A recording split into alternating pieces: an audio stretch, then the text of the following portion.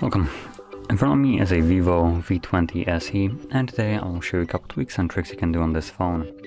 So we're going to begin with the probably most common one, dark mode, which you can find in settings under the display section. There you go, display and brightness.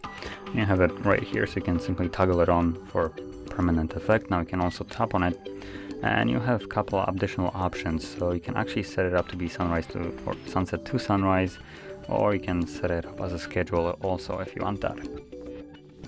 So moving on to the next one, it's going to be the screen color, which is also under the display and brightness, and this allows you to basically tweak how the display colors look like. So let's go to screen colors, and right here by default set to standard.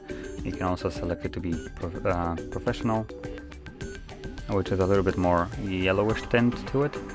Personally, I do prefer this one. I don't know how it looks on camera, but in person this is something that I would compare to like the True Tone on iPhones. And then we have the bright, which honestly it's almost exactly the same as the standard. I honestly can't really tell the difference between those two. So anyway, I'll stick with the professional. And moving on to the next one, it's going to be the dynamic effects. Now the dynamic effects are basically like the section where you can tweak a lot of the animations of the device. So let's find that. There we go, dynamic effects.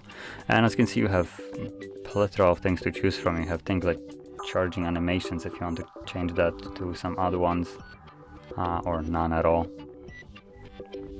As you can see, there is just in charging animations, there is already quite a decent amount of those to choose from. Then let's see what else we got. Fingerprint animation.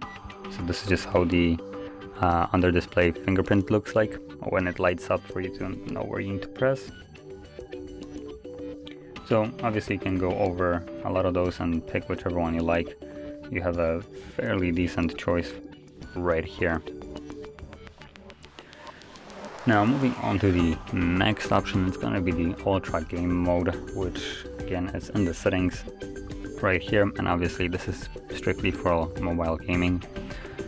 So as you can see, you have this game sidebar right here. You can select some kind of modes like esport mode, which as you can see, once you go into here, it gives you a couple different things that it does when you enable it. So improves visual effects, optimize controls, adaptive frame rate. I'm not exactly sure how this one works, adaptive frame rate, considering this phone only runs at 60 frames max.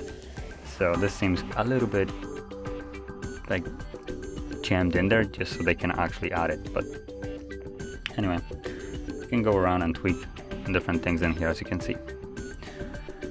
And moving on to the last option that I wanted to show you, a quick one. It's going to be the split screen. Now normally there's a way that you just enable it through the recent.